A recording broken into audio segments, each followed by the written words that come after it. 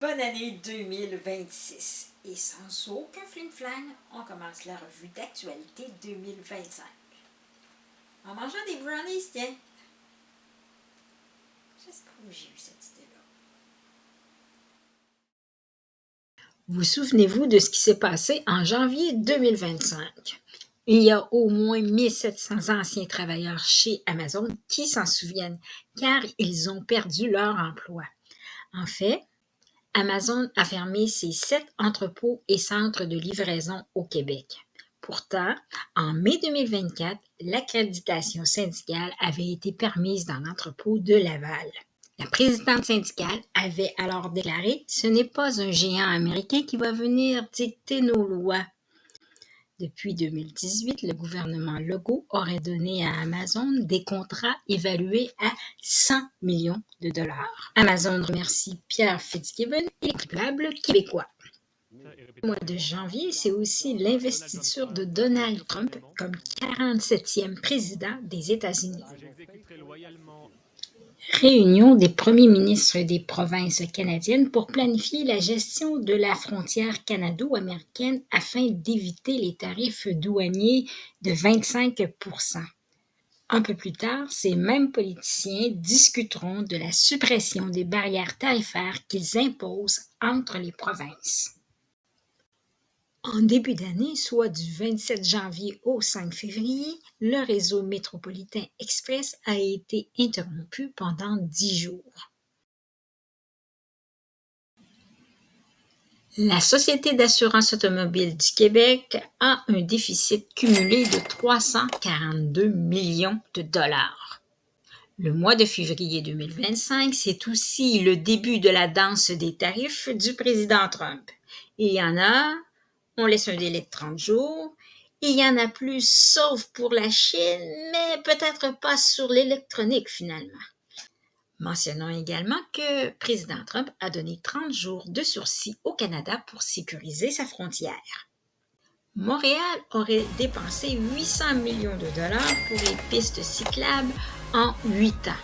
Cela coûte cher, mais au moins c'est fonctionnel, un peu comme le REM. Malgré le problème technique qui a causé des interruptions le 20 février. Et mis à part également le 28 février, interruption à cause des vents violents, les passagers du REM sont restés coincés sur le pont Champlain pendant 2 heures. Ah oui, le REM a été complètement fermé tous les samedis et dimanches du 1er février au 29 juin 2025 inclus. Le premier ministre Justin Trudeau ayant démissionné, le Parti libéral du Canada a choisi comme nouveau chef Mark Carney. Lors de la soirée d'investiture de Mark Carney, le chum de Katy Perry, Justin Trudeau, a feint de verser une larme. Le mois de mars, c'est aussi le budget déficitaire de la coalition Avenir Québec, 13,6 milliards de dollars. Quant au REM, il a connu des problèmes techniques répétés le 4 et le 19 mars. Baisse de la cote de crédit du Québec. Elle passe de AA- à A+. Le ministre des Finances, Éric Girard, a répété à plusieurs reprises « Je ne suis pas inquiet » et la coalition Avenir Québec a un plan. En avril, nous avons aussi été surpris par le texte de Caroline Souffrant, intitulé « Haïti et le Québec accueillir toute la richesse du monde ». Il a fait jaser énormément car il sentait un peu le mépris et la condescendance envers le Québec. Caroline Souffrant nous a appris que sans l'exode des cerveaux au cours des années 1960, le Québec ne serait pas grand-chose. Plus encore, le peuple haïtien et la diaspora ne doivent rien à la société québécoise, plutôt c'est le Québec qui devrait nous dire merci. Aux élections fédérales, le Parti libéral du Canada a remporté avec son chef désigné Mark Carney. 169 députés sur 343 ont été élus au Parti libéral du Canada, ce qui représente 44% de la Chambre des communes. La majorité s'obtient avec 172 députés. La belle province a envoyé 44 députés du Parti libéral du Canada à Ottawa. Le Parti conservateur du Canada a quant à lui remporté 41% de la Chambre des communes en faisant élire 144 députés sur 343. Le soir de l'élection, 4 chefs de parti sur 7 ont subi la défaite dans leur circonscription, soit le co-chef du Parti vert Jonathan Penneau, qui a démissionné depuis, Maxime Bernier du Parti populaire du Canada, défaite également pour le chef du nouveau Parti démocratique, Jagmeet Singh, qui a annoncé sa démission le soir même de sa défaite électorale. Et finalement, Pierre Poilievre, le chef du Parti conservateur du Canada, qui a été battu par un candidat libéral. Pourtant, Poilievre avait plusieurs points d'avance avant l'arrivée de Mark Elbows Up Carney. Soulignons également que le comté où s'est présenté Pierre Poilievre comptait une liste de 91 candidats. Malgré sa défaite, Poilievre est resté positif. Il a pu entrer au Parlement d'Ottawa grâce aux Albertains de la circonscription de Battle River-Crowfoot lors de l'élection partielle du 18 août 2025. Il a remporté la victoire devant 213 autres candidats. Au Québec, l'élection partielle dans Arthabasca-l'Érable a été remportée par le Parti québécois avec leur candidat Alex Boissonnault. Le chef du Parti conservateur du Québec, Éric Duhaime, n'est pas encore arrivé à entrer à l'Assemblée nationale. Alors que les problèmes dans le système scolaire sont nombreux, exemple, 56% des écoles sont vétustes, il manque de classes, il y a pénurie d'enseignants et de personnel de soutien, ou encore les classes sont surchargées. Malgré tout cela, le gouvernement Legault travaille sur des solutions de surface qui devraient être laissées aux directions d'école. Par exemple, le tableau de bord, le vouvoiement ou encore l'interdiction du cellulaire en classe. Visite au Canada du roi Charles III et de la reine consort Camilla, à la demande du premier ministre Mark Carney pour lire le discours du trône. Le roi a débuté son discours par « Je tiens à souligner que nous sommes réunis sur le territoire non cédé du peuple algonquin Anishinabeg. » Le premier ministre du Canada, Mark Carney, invite tous les Canadiens à se rassembler autour des valeurs de la fête musulmane de l'Aïd, qui sont, affirme-t-il, des valeurs canadiennes, les valeurs de la communauté, générosité et, oui, du sacrifice. The values of community, of generosity, and yes, of sacrifice. These are Muslim values. These are Canadian values. La priorité du premier ministre du Québec, François Legault, est l'éducation. Malgré cela, la coalition Avenir Québec annonce des restrictions de 500 millions de dollars au budget de son réseau scolaire. Un mois plus tard, l'argent réapparaît et le gouvernement de la CAQ ajoute 540 millions de dollars au budget de l'éducation. Quelques nouvelles concernant Arifcan, une application qu'on aurait payée beaucoup trop cher, soit 63 millions de dollars. La vérificatrice générale, Karen Hogan, allègue que peu de preuves ont été fournies pour démontrer que le travail avait réellement été effectué. De son côté, l'ancien directeur de l'Agence des services frontaliers du Canada, Cameron McDonald, a nié toute implication dans les dépassements de coûts ou les irrégularités. Il dit « J'ai fourni un budget détaillé de 6,3 millions de dollars » et il ajoute qu'il n'était pas responsable du budget de 60 millions de dollars. Dans la foulée, un gestionnaire fédéral aurait même tenté de détruire des milliers de dossiers d'Arifcan recherchés par les enquêteurs. Dans le scandale, les 2 fonctionnaires qui ont dénoncé les irrégularités ont été suspendus. Comme autre conséquence, l'entreprise GC Stratégie est interdite de conclure des contrats avec le gouvernement pendant 7 ans. La ville de Montréal rejette obstinément le chanteur américain chrétien Sean Feucht. Il sème la controverse.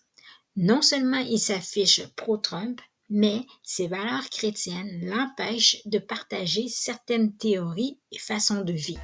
Au Canada, plusieurs de ses concerts ont été annulés. Halifax, Charlottetown, Moncton, Québec, Gatineau et Vaughan, en Ontario.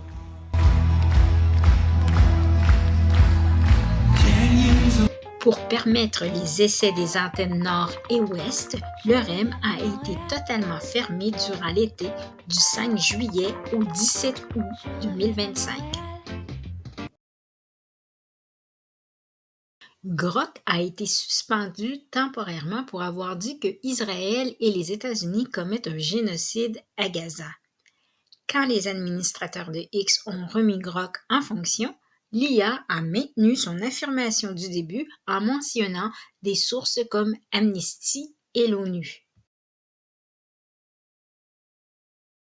Septembre 2025 a été le mois des manifestations. Au Canada, certains premiers ministres manifestent leur inconfort vis-à-vis du programme de travailleurs étrangers temporaires du fédéral.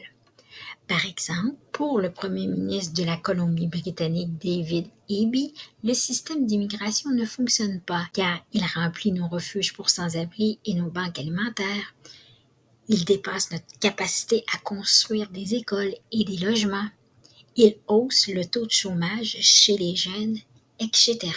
Pour la première ministre de l'Alberta, Danielle Smith, le plan d'immigration d'Ottawa est insoutenable et injuste. De son côté, le premier ministre de l'Ontario, Doug Ford, dit être favorable à l'immigration, mais il est temps de ralentir.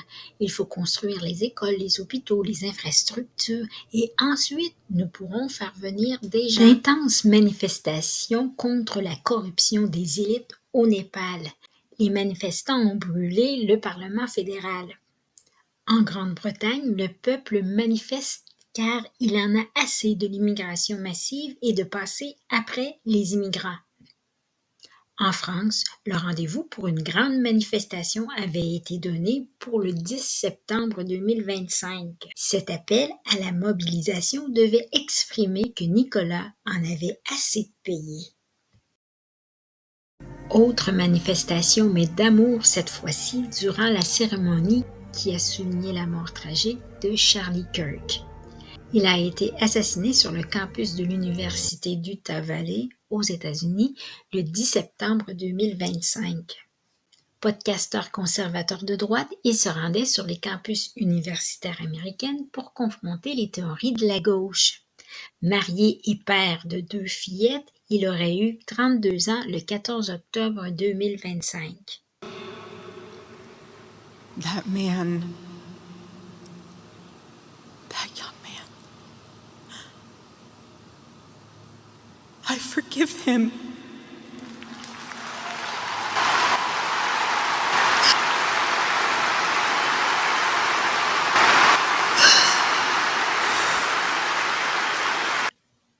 À Montréal, le 10 septembre 2025, le REM a connu un problème technique en début de soirée. La panne a duré au moins 30 minutes. Convoi de la liberté 2022, pas de retour en prison pour les 2 meneurs du convoi des camionneurs. Tamara Lynch et Chris Barber écopent de 12 mois à domicile et sortie limitée, 6 mois de couvre-feu à 22 heures et 100 heures de travaux communautaires. En octobre 2025, le vol de 9 bijoux au musée du Louvre a retenu l'attention.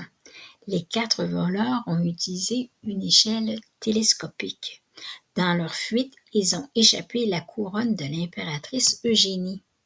Le butin a une valeur estimée à 88 millions d'euros, soit environ 143 millions de dollars canadiens. Plusieurs hommes ont été interpellés, mais on ne connaît pas les coupables pour l'instant.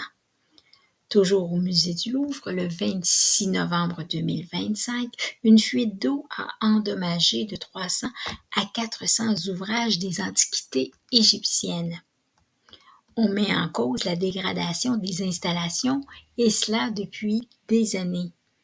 Malgré cela, la direction générale a opté pour la rénovation des bureaux de la direction pour 882 000 € et des dépenses de restauration pour une cuisine et une salle à manger évaluées à près de 500 000 €.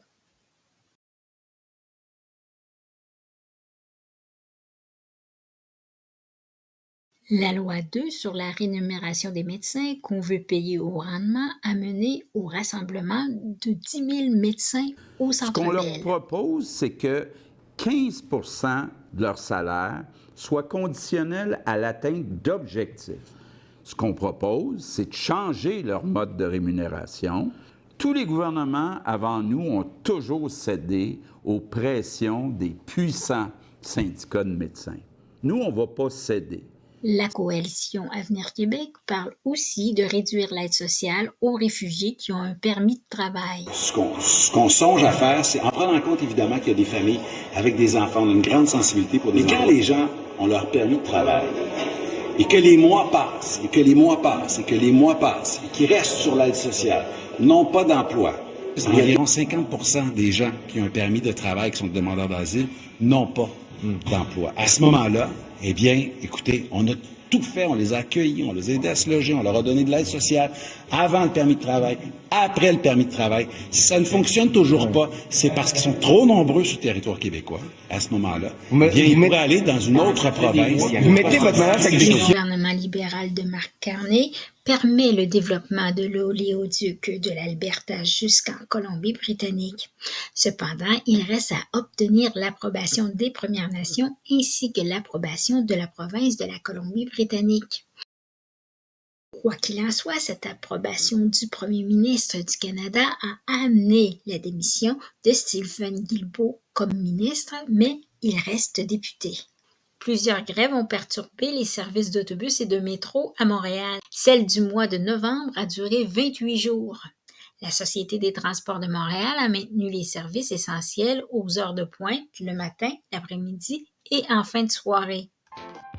Du côté du REM, une antenne de Deux-Montagnes a été mise en service officiellement. Elle relie les rives sud et nord du fleuve Saint-Laurent.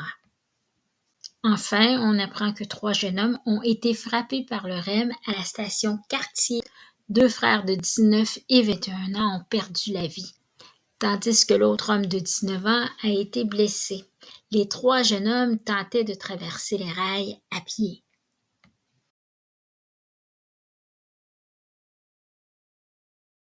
Scandale des Brownies en novembre et décembre 2025. Marois Risky soupçonne un manque d'éthique au sein du Parti libéral du Québec. Des textos laissent croire que des gens de son parti ont payé afin que Pablo Rodriguez remporte la course à la chefferie. Marois Risky congédie sa directrice de cabinet, Geneviève Hens, sans en parler à son chef de parti. Le 2 décembre 2025, Pablo Rodriguez expulse de son caucus Marois Risky, qui siégeait déjà comme députée indépendante depuis le 18 novembre 2025. Elle terminera son mandat, mais elle avait déjà annoncé qu'elle ne se représenterait pas aux prochaines élections. Du côté du chef du Parti libéral du Québec, Pablo Rodriguez, il évoque le fling-flang, mais dira qu'il n'était pas au courant. Au final, Rodriguez démissionnera en tant que chef du Parti libéral du Québec le 18 décembre 2025. Il a été élu en juin de la même année. Les dernières semaines ont été difficiles. Je suis devenu, malgré moi, une distraction. Le Parti libéral du Québec mérite qu'on parle de lui, pas de moi. J'ai rien à me reprocher. Mon intégrité n'a jamais été remise en question. Récapitulation de l'année 2025 en 5 grands thèmes. En février, on a appris que selon la présidente de la FTQ, Magali Bicard, les dépenses des dirigeants syndicaux ne regardent pas le public.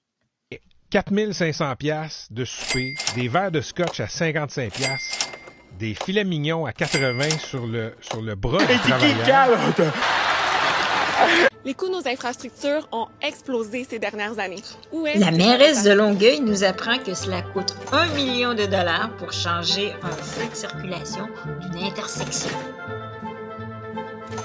Malgré un appel d'offres de 48 millions de dollars pour SACLIC, son réseau informatique a connu une panne majeure et le site de relève de Montréal a manqué de Pour le fiabilité. contexte, j'aimerais rappeler que ce n'est pas SACLIC qui est en panne, mais bien Microsoft. Donc, ça dépasse la SAC, ça dépasse un seul système informatique. Alors, Selon les informations du Journal de Montréal, l'installation de 2 panneaux de signalisation devrait coûter 730 000 $. La porte-parole du ministère des Transports au Québec explique qu'on doit se conformer aux normes de Transport Canada. Le montant comprend, entre autres, du forage pour le câblage électrique sous le chemin de fer et sous l'autoroute, la construction du chemin d'accès à la boîte électrique, la gestion de la circulation près du chantier et enfin, Hydro-Québec et le Canadien national iront faire des branchements afin que les lumières jaunes clignotent. Le budget pour le système de santé est énorme. Il représente plus de 81 milliards de dollars en 2024. Le Journal de Montréal nous a appris que près de 1 milliard de dollars auraient été versés juste en boni, 65 millions de dollars de primes et de boni donnés aux cadres et aux administrateurs et près de 10 millions de dollars de frais de déplacement.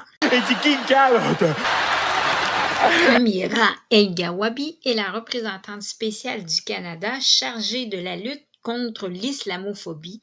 Son salaire annuel est non public, mais il se situerait entre 162 700 $ et 191 300 $. Son bureau disposerait d'un budget de 5,6 millions de dollars pour les 5 premières années. Entre janvier et juin 2025, ses dépenses de voyage auraient atteint 30 691 $. C'est l'heure de dire au revoir. C'est l'heure de dire au revoir. Le Parti libéral du Canada ayant nommé son nouveau chef, Justin Trudeau peut partir. Il apporte sa chaise avec lui, comme le veut la tradition.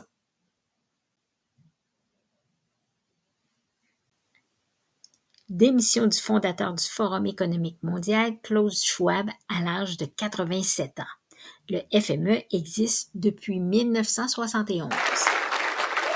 Tonight, I've been informed our party leader that I'll be stepping down as party leader as soon as an interim leader can be appointed.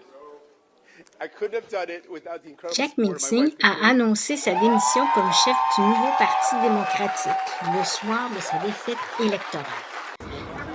À part la peine, Singh a déjà montré un sentiment de colère lorsqu'un homme l'a traité de corrupt bastard, bâtard corrompu.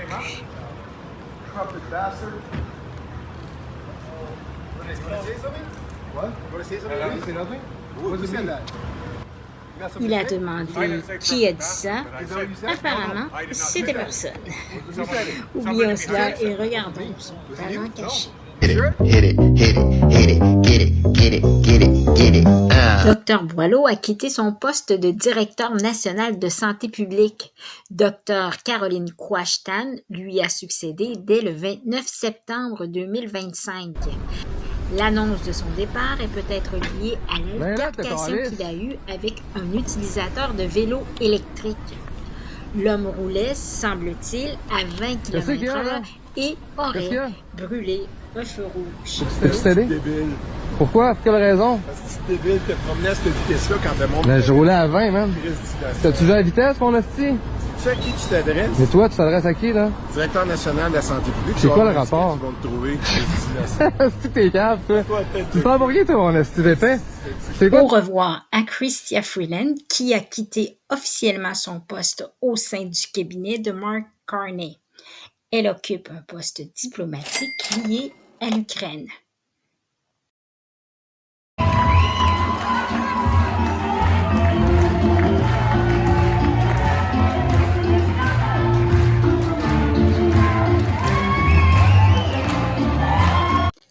Valérie Plante, mairesse de Montréal depuis 2017, a quitté ses fonctions en 2025. Elle avait déjà annoncé qu'elle ne solliciterait pas un troisième mandat en octobre 2024. Pendant ces 2 mandats, elle a entre autres fait face aux crises du logement, de l'itinérance, à la prolifération des rats, à la montée de la violence par arme à feu et au mauvais état des égouts et aqueducs. Ajoutons à cela son malaise en pleine conférence de presse. C'est l'heure de dire au revoir. C'est l'heure de dire au revoir. Le Parti de Québec solidaire a connu sa part de remous. Usé, Gabriel Nadeau-Dubois démissionne en tant que co-porte-parole de Québec solidaire. Je vous annonce aujourd'hui qu'à la fin de mon mandat de député, je vais quitter la vie politique.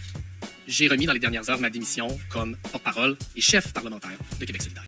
Un poste qu'il occupait depuis 2017. Il reste député de Gouin jusqu'aux prochaines élections en 2026. Manon Massé annonce, elle aussi, qu'elle ne sera pas candidate aux élections de 2026. Le problème, c'est qu'on n'est pas capable de ramener ce parti-là vers un peu plus de rationalité. C'est un parti qui est paralysé par sa base. Puis il y a une distance phénoménale entre le caucus et la base militante. Finalement, Vincent Marissal quitte Québec solidaire. Il est député de la circonscription de Rosemont depuis 2018. Contrairement à Nadeau-Dubois et Massé, Marissal n'envisage pas de quitter la vie politique. Pour un gars comme moi, qui est centre-gauche, puis qui essaie de faire de la politique positive, puis pas de casser la baraque à chaque fois, et j'aspire à autre chose que l'opposition éternelle. Du côté du parti au pouvoir, on retiendra que Christian Dubé a quitté ses fonctions de ministre dans la formation politique de la coalition Avenir Québec. Il a décidé de siéger comme député indépendant à la suite de l'échec de son plan pour réformer le mode de rémunération des médecins. Mais très clairement, l'entente de principe conclue avec les médecins de famille, là, il n'arrive pas à la défendre. Sur le fond, il n'est pas d'accord. Pour son 2e mandat, le président des États-Unis reste flamboyant et polarisant. En 2025, Donald Trump a suggéré de renommer le golfe du Mexique Golfe d'Amérique. Le président veut rendre sa grandeur à l'Amérique. Une des solutions serait de fabriquer les produits au lieu de les importer. La Chine a fait circuler des vidéos dans lesquelles on se moquait un peu des Américains. Peu lui importe, car pour lui, en Amérique, ces types d'emplois seront automatisés. Depuis 2024, Trump suggère que le Canada devienne le 51e État des États-Unis. Il a réitéré sa proposition, entre autres lorsqu'il a fait mention du Dôme d'or, un système de défense nord-américain évalué à 175 milliards de dollars. Il réclame 61 milliards au Canada, mais le Canada pourrait l'avoir gratuitement s'il devenait le 51e État. And Canada called me a couple of weeks ago. They want to be part of it. To which I said, well, why don't you just join our country? You become 51, become the 51st state, and you get it for free. En mai 2025, Trump humilie le président d'Afrique du Sud, Cyril Ramaphosa, en lui montrant une compilation vidéo dans laquelle on entend des responsables sud-africains appelant à la mort des agriculteurs blancs.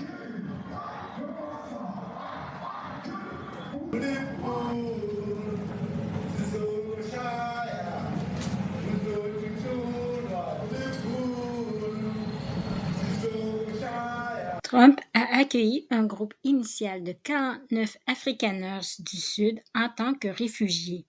Les autorités d'Afrique du Sud nient le fait que des minorités blanches descendantes d'Européens subiraient de la discrimination raciale dans leur pays. Donald Trump a appliqué la politique anti-immigration illégale comme il l'avait martelé durant sa course à la présidence. En juillet 2025, c'est la prison surnommée Alligator Alcatraz qui a fait couler beaucoup d'encre. Situé dans les Everglades en Floride, ce centre de détention pour migrants a été conçu pour accueillir jusqu'à 5000 détenus. Il en reste beaucoup à dire sur le président Donald Trump, mais finissons cette partie de la revue d'actualité 2025 en mentionnant l'aménagement d'une somptueuse salle de bal à la Maison-Blanche. Son projet est estimé entre 200 et 300 millions de dollars.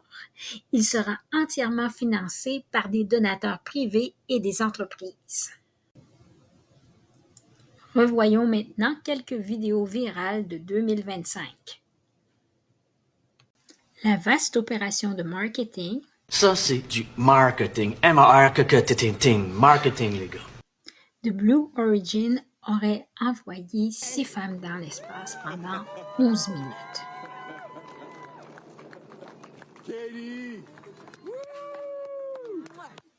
Dispute entre le président de France, Emmanuel Macron, et son épouse Brigitte. La porte de l'avion s'est ouverte au plus mauvais moment. Tromperie des anciens PDG et directrices des ressources humaines de la compagnie Astromer lors d'un concert de Coldplay. Chacun était apparemment en instance de divorce. Armée d'un long couteau et d'une petite hache, elle défend sa sœur contre un migrant qui apparemment les harcelait depuis quelques semaines. Elle lui a entre autres dit « Ne touche pas à ma petite sœur ». L'homme qu'on ne voit pas sur les images dit « Montre ton couteau ». Allez, montre ton couteau.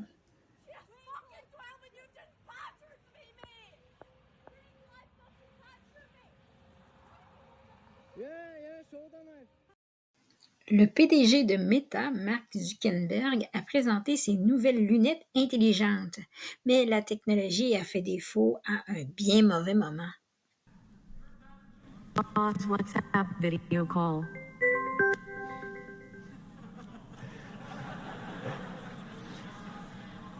All right, try it again. I keep on messing this up. The irony of the whole thing is that you spend years making technology and then the Wi-Fi at the day kind of catches you. Terminons cette revue d'actualité 2025 par l'élément qui sera le plus à surveiller. J'ai nommé l'identité numérique qui devrait s'installer peu à peu et se trouver de plus en plus dans nos vies. Government's goal is to use advances in technology to make life simpler. L'Alberta annonce fièrement l'arrivée officielle de l'identité numérique avec le portefeuille numérique. Il pourra contenir des documents officiels comme le certificat de mariage ou de naissance, les relevés de notes scolaires, un certificat de compagnon et de métier, etc. Il sera volontaire et le détenteur décidera de partager ou non ces données. Are always in control of your information. Only you can access it, and only you can decide where and when to share it. There's no tracking involved either. Government can never see when or where or how you... Les Australiens n'auront plus besoin de sortir leur permis pour prouver leur âge dans un bar, par exemple. Paradoxalement, les utilisateurs de réseaux sociaux comme Facebook, Instagram, TikTok, etc., soupçonnés d'avoir moins de 16 ans, doivent, depuis le 10 décembre 2025, prouver leur âge. Les plateformes peuvent demander de scanner leur passeport, leur permis de conduire. L'utilisateur peut aussi prouver qu'il a plus de 16 ans par le biais de son compte en banque australien. Une plateforme pourrait aussi utiliser l'intelligence artificielle pour estimer l'âge d'un utilisateur. On nous assure que les documents fournis serviront uniquement à vérifier l'âge et que les données seront toutes supprimées une fois l'identification terminée. Today, I am announcing this government will make... Au Royaume-Uni, l'identité numérique sera obligatoire pour les travailleurs d'ici 2029. La carte d'identité numérique est présentée comme un moyen de lutter contre l'immigration irrégulière. En Suisse, la population a voté oui à 50,4% pour l'identité numérique. La carte sera disponible le troisième trimestre de 2026. Quant à la Banque centrale européenne, elle travaille fort pour implanter l'euro numérique. La phase pilote est prévue pour mai 2027. Suivra la phase de mise en service en 2029. On dirait que dans un avenir pas si lointain, toutes nos transactions seront inscrites et retraçables. Or, les dirigeants nous assurent que cette technologie servira exclusivement au bien-être de l'utilisateur. Voilà, c'est ce qui termine la revue d'actualité 2025. Je vous souhaite tout le meilleur pour 2026. Et tant qu'à moi, j'espère pouvoir faire comme l'an dernier le défi 28 jours au mois de février, c'est-à-dire de publier une vidéo par jour en vous parlant de choses politiquement incorrectes. Alors, si je suis trop occupée, eh bien, ce sera une vidéo mensuelle comme vous êtes déjà habitués. Allez, portez-vous bien.